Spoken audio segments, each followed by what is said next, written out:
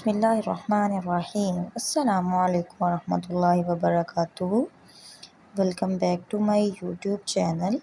Garden provide much needed fresh air in today's pollution filled environment. Garden make us fit and healthy by providing us a place of practice deep breathing exercise during morning times. Garden help us is preserving nature and environment by planting various flowers, fruits and vegetables. Garden is the place that helps in relieving the stress as with the gardening our mood uplifts quickly. Garden helps in increasing our compassion and love to nature as we grow and neutral various kinds of plants during gardening.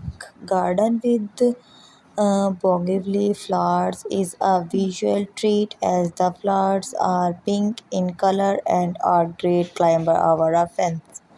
Garden helps in bringing sweet fragrance to the house because of the presence of flowers like roses and lilies.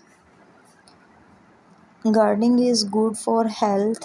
Every individual should own a garden.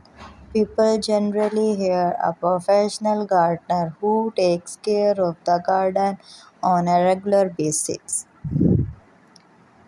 And artificial garden are prepared by garden designs at various places across the globe to attract people in large number.